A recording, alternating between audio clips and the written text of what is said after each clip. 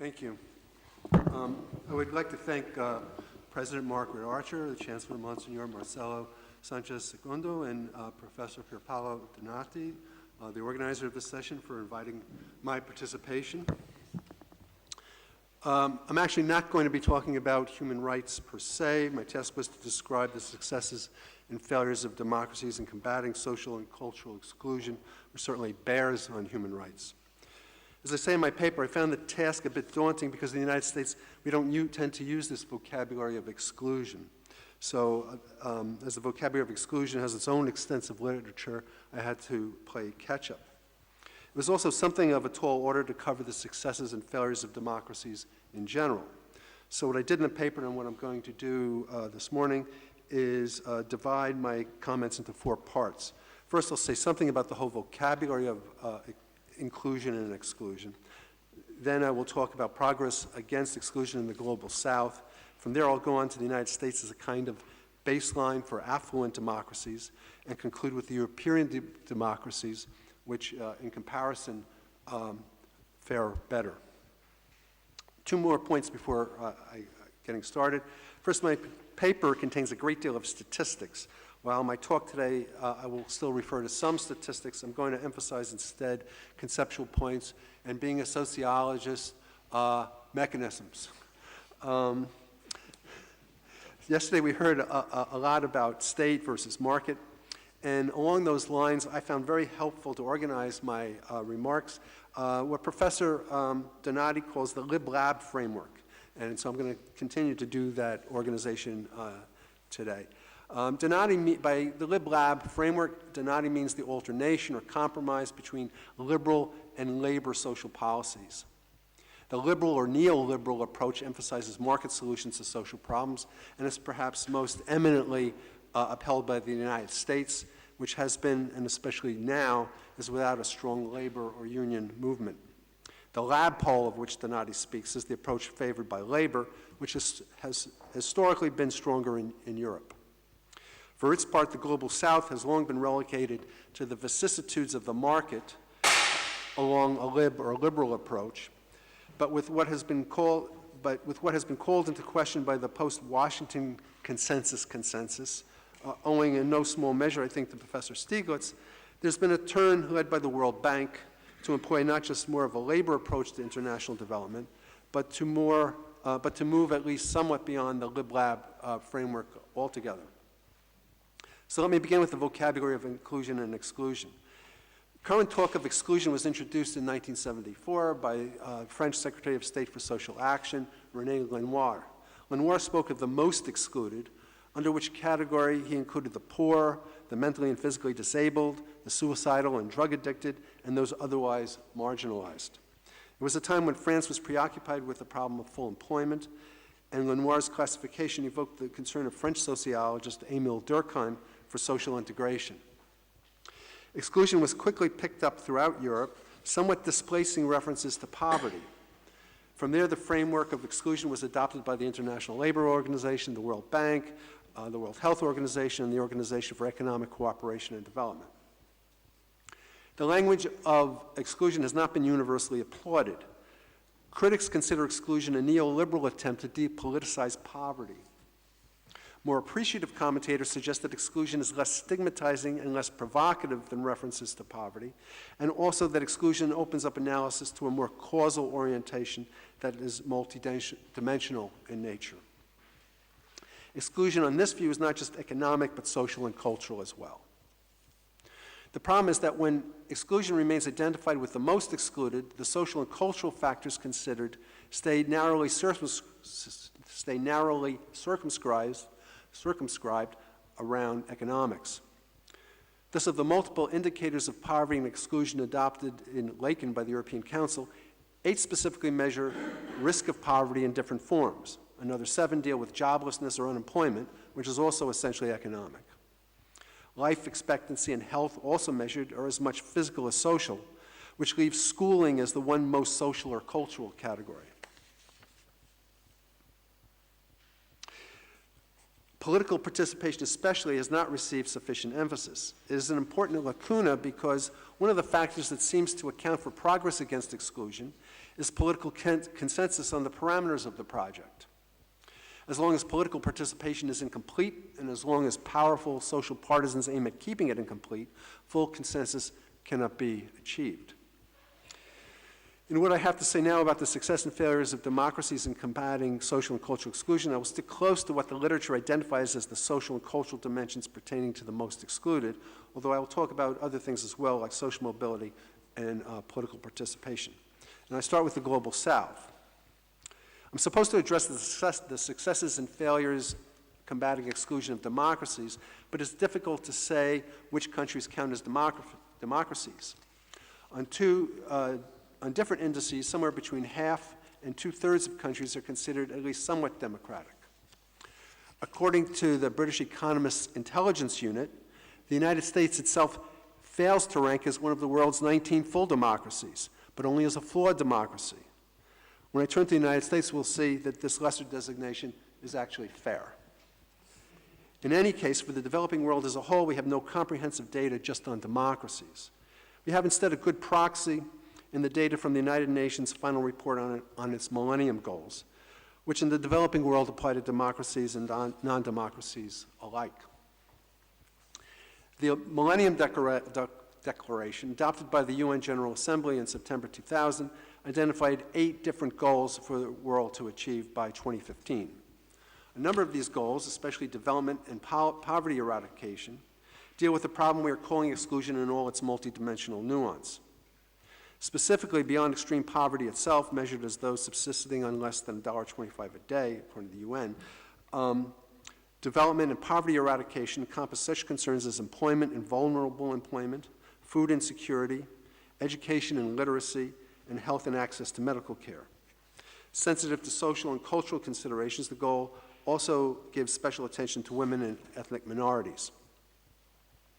In broad measure, the Millennium effort was both broadly successful, but not completely so. If we measure extreme poverty as those living on $1.25 a day or less, then even ahead of schedule, the percentage of people living in extreme poverty halved.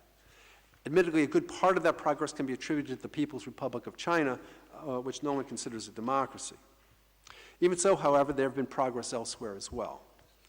Among successes are general improvements worldwide in employment. The percentage of workers living in extreme poverty dropped from 50% to 11%, which suggests some improvement in basic pay. That suggestion is reinforced by the growth worldwide of a middle class, defined as those in developing countries now living on at least $4 a day. Women specifically have improved their situation. Outside the agricultural sector, women in developing countries now constitute 41% of the paid workforce, which is up from 35% in 1990. The situation of women has also improved considerably with regard to education, where they have largely narrowed the gap with men on educational attainment. In fact, in South Asia, girls now surpass boys in primary school enrollment. Looking at girls and boys combined, primary education has risen from 83% in 2000 to 91% today, edging toward the 97% level considered universal education. Literacy, similarly among youth aged 15 to 24, has risen from 83% in 1990 to 91% today. Global health statistics have also improved. The level of undernourishment in developing countries has been nearly halved, as has infant mortality. Finally, there is greater inclusion of access to consumer goods. In particular, today there are about 7 billion mobile cellular subscriptions and some 3 billion internet users. How are these millennial goals achieved? First, it must be understood that the Millennial Project followed and in some ways reacted to a regime in the world system that had been exclusively liberal or neoliberal in character. That regime culminated in what I mentioned before as the Washington Consensus in reference to the convergent approach to developing countries of 3 Washington-based institutions: the World Bank, the International Monetary Fund, and the U.S. Treasury. Although, according to economist John Williamson, who coined the term, the Washington Consensus had always included certain anti-poverty provisions, these have been mostly forgotten in an emphasis on privatization, liberalized markets, and fiscal discipline. The economic dislocation and government austerity associated with neoliberalism only worsened the quality of life in affected countries. During the 1980s, 17 countries in Latin America declined in per capita income. Extreme poverty rose from 13% to 17%, and job losses in the formal sector fueled an expanding informal economy. In both Latin America and Africa, there were spikes in child malnutrition. In both El Salvador and Guatemala, for example, some 75% of children under 12 were malnourished. With the anti-WTO protests in Seattle and other backlashes against neoliberalism, it finally became understood that cutbacks in government services hurt development. Thus, the Millennium Project marked a departure from the entirely liberal approach to development. In some ways, it marked, as I said, a post-Washington consensus. The new consensus was a realization that a one-size-fits-all, lib-style focus on economic growth and open markets would not suffice on its own to lift people out of poverty. That approach had to be supplemented by new attention to inclusion. In the first place, by a lab-style state policy that actively targeted policy reduction. The new consensus did not, however, just represent a new combination of lib-lab approaches. In some ways, it has sought to go beyond the lib-lab framework altogether. Specifically, it seeks to incorporate multiple stakeholders from the civil sector, like non-governmental organizations, and even large-scale philanthropic organizations like the Gates Foundation. The approach essentially has been 3P, a partnership of public, private, and philanthropic stakeholders. In addition, furthermore, to lab-style state efforts, the lending approach of the World Bank has also been to circumvent the state in partnership with local micro-collaborators. There have been essentially four main prongs to this effort. The first was a lib-style mechanism, but one that, unlike structural adjustment programs, was more carrot than stick. I'm speaking specifically of the heavily indebted Poor Countries Initiative, which has granted outright debt relief to nations pledging to liberalize their economies and exercise physical restraint. The second prong was a lab-style, state-initiated programs that target poverty reduction. Among the most effective of these have been the conditional cash transfer programs. Brazil's Bolsa program was an early model. Social investment funds have constituted a third prong of the effort. Drawing also on philanthropic agencies, these funds are given mostly to NGOs and community groups for labor-intensive projects, to, among other things, relieve some unemployment. There are attempts to offset market failures by using market tools. The fourth prong of the millennial effort, which has especially drawn philanthropic participation, is investment in microfinancing institutions modeled after the Grameen Bank in Bangladesh. Operating on the principle that loans are better than charity, such microfinancing institutions are particularly empowering of women, who constitute the majority of borrowers. Again, circumventing the government, the market, and an often failed welfare system, microfinancing seems to move beyond a lib-lab formulation. As successful as all these measures have been, they have not been completely so. Certainly, in terms of well-being, moving beyond $1.25 a day is a very low bar. Progress, moreover, has been uneven. In sub-Saharan Africa, some 40% of the population have still not attained that minimum standard. Almost 1 billion people still experience hunger due to unemployment, weather, and disasters. Throughout the developing world, women still face discrimination in work, pay, and other forms of participation. Although women have narrowed the gender gap in primary and secondary schooling, they still face a wide gap in tertiary education. One last notable failure concerns employment. As in the developed world as well, among developing countries, employment opportunities are not expanding quickly enough to keep up with the popular demand for jobs. Almost half of the world's employed people are still working in vulnerable conditions that do not amount to decent jobs. So we have to ask, as some have already here, whether capitalism any longer can generate not only enough jobs, but enough jobs to afford a decent standard of living. I turn now to the United States. As much of what I have to say will be critical, let me at least begin with a few ways in which the United States has done well combating social and cultural exclusion. First, in 1990, the U.S. passed the Americans with Disabilities Act, which prohibits discrimination against people with disabilities in all areas of life. Among other things, it has meant lower drinking fountains, widened bathrooms, and wheelchair accessibility on buses. Likewise, despite its great unpopularity in some circles, the U.S. still has a strong national policy of affirmative action, encouraging greater participation among women and minorities. It is also worth noting that since the Supreme Court decision in 2015, same-sex marriage is now legal in all 50 states, and that public support for this form of inclusiveness is now over 60%. For all that, the United States remains not only the world's richest country in terms of personal wealth, but also, as we've heard, one of the most unequal.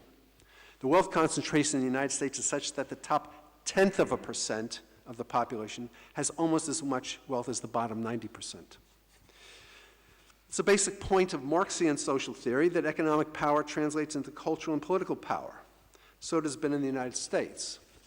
Where the voice is direct or representative, democracy is supposed to mean that people enjoy equal say in political decisions. Equal say, however, requires more than just equal vote. More important than voting on the items on an agenda of choices is what is called agenda setting, the determination of the choices to be voted on. In the case of general elections, agenda setting refers not to voting for one candidate over another, but determining who the candidates are in the first place. As viable political candidacy requires substantial money, those with much more money can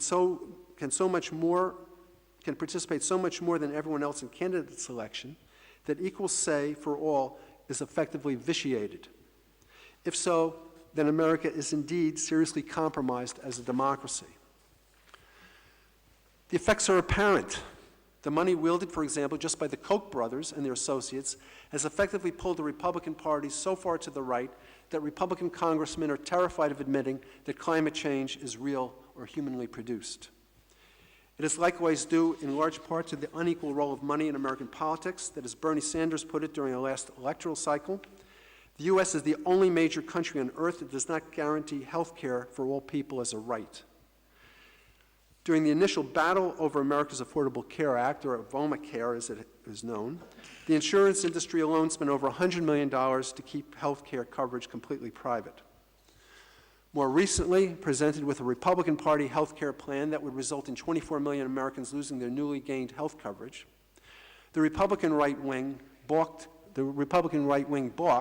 effectively because the plan, even then, even after the loss of 24 million covered Americans, even then, for them and their money backers, the plan remained too inclusive. It's not just in terms of limited access to health care that the United States remains exceptional. It is exceptional as well among major democracies, more fundamentally, in limiting citizen access to political participation. The Voting Rights Act of 1965 was supposed to do away with all such barriers to voting within the 50 states. But states persist in playing what is called whack-a-mole. A mole is like a little animal that picks its head up. So whack-a-mole, what they mean by whack-a-mole is imposing new discriminatory restrictions every time an existing one is whacked or ruled illegal. It's one of the vulnerabilities of democracy that those elected to political power can use their political power to so subvert democracy that they stay in power. And we talked about this a little bit yesterday. So it was with the 2010 U.S. Supreme Court decision in the United States in the case of Citizens United versus Federal Election Commission. Effectively, the court, appointed by those that wealth placed in power, ruled that wealthy citizens could not be prevented from using their wealth to help decide elections or set the agenda of choices. Likewise with voting rights, states desiring to limit the participation of certain voters, say black voters, have at least two major tools they can use. First, they directly suppress voting via strict voter identification requirements or registration restrictions. In America's 2016 presidential elections, 14 states had such restrictions in effect. The second way in which those in office inure themselves against popular vote is by gerrymandering, that is, redrawing legislative districts to ensure that in each a majority of voters will support those currently in office. Today, the Republicans have so successfully gerrymandered that the United States is close to a one-party state. Even beyond political participation, racial inequality is particularly acute in the United States. Whereas the poverty rate among non-Hispanic whites is only 9%, the poverty rate is 21% for Hispanics and 24% for African Americans. Especially for African Americans, the disparity shows up as well in infant mortality rates. Among non-Hispanic whites in America, the infant mortality rate is only 5.3 per 1,000 live births. For non-Hispanic black women, the rate is 13.3, almost 3 times higher. In the United States, black people suffer another form of exclusion, mass incarceration. Seychelles aside, as of 2016, the United States has the highest per capita incarceration rate in the world, incarceration being the most total exclusion from society. Although African Americans make up only 13% of the American population, they comprise 37% of the prison population. Between the ages of 20 and 34, approximately 1 out of 9 African American men is behind bars. This condition has been called the new Jim Crow because the ramifications of imprisonment function like the old Jim Crow, making it harder for those once imprisoned to find afterward legal, gainful employment. Thus, at 9%, the unemployment rate for blacks is more than double the unemployment rate for whites. More generally, in the United States, there's been a decline in middle-income jobs, with the share of income going to the middle class declining from 60 to 45%. The middle class's loss of position is part of what has fueled the populist movement in the United States and elsewhere. The problem is only partially attributable, I think, to globalization. The percent contribution of manufacturing to U.S. GDP remains roughly the same now as it was in 1980. The jobs have disappeared, but no longer as in the 1980s because they have moved overseas. Instead, the jobs have disappeared because they have become more automated. American manufacturers are doing more with fewer. It is one of the unfolding capitalist processes identified by Marx, but it's not quite globalization. The jobs are simply not there for Trump to bring back. Again, we confront the prospect that we have reached a stage of capitalist development where the vaunted market will not automatically, inevitably, necessarily generate enough decent middle-class jobs to go around.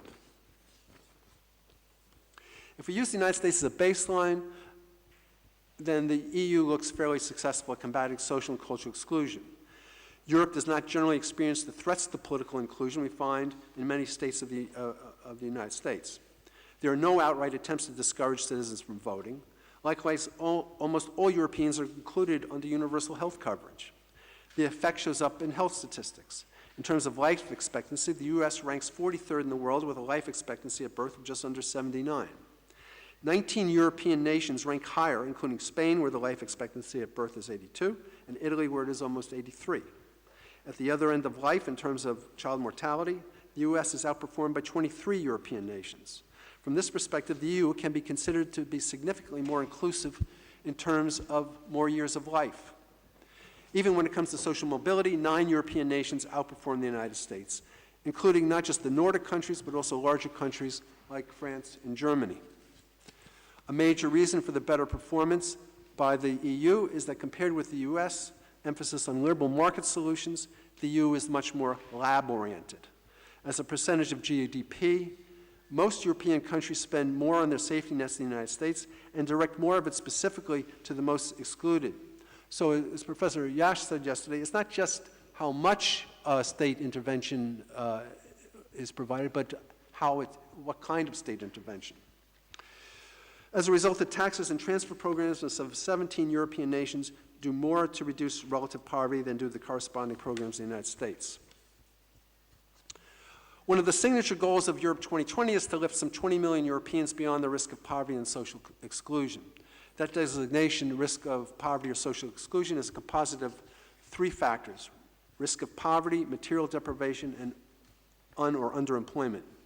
On these measures, with economic crisis, conditions in Europe have somewhat worsened. According to the most recent data from Eurostat, almost 24% of the people in the EU 28 are at risk on at least one of the 3 indicators of exclusion.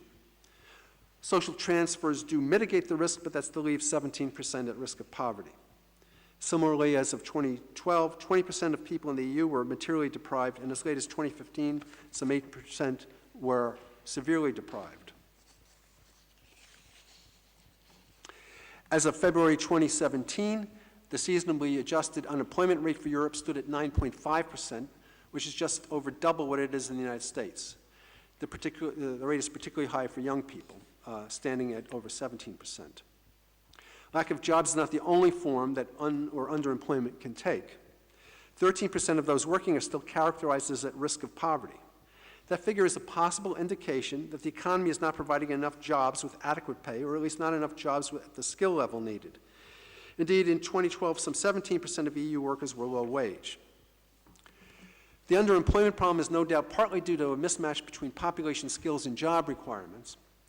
The figures for employment by education suggest as much. For people with tertiary education beyond high school, the employment rate was 84%, compared with a rate of 73% for people with just secondary education, and only 54% for people who did not complete high school. Another way to put this point is that 41% of school leavers are jobless.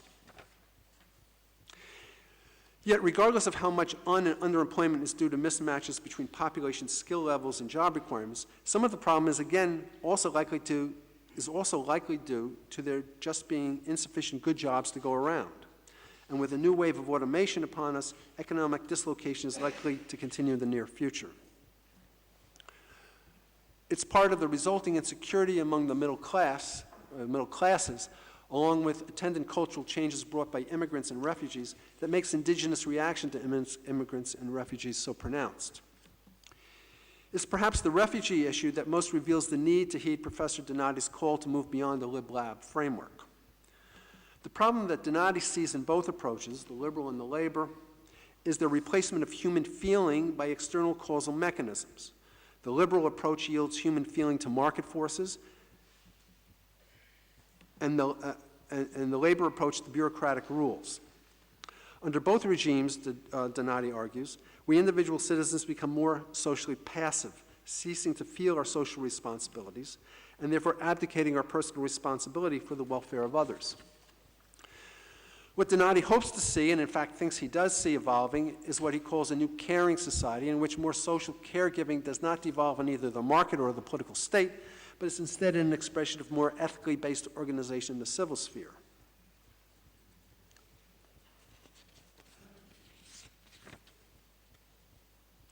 What Donati thus hopes will emerge is a new relational society built around what he and Professor Archer call relational goods. Such a post or after modern social formation, Donati believes, would overcome the binary opposition between competition and profit on one side and solidarity and social redistribution on the other. Although I have studied it only in the US, at least there I can confirm what Donati says about public moral passivity.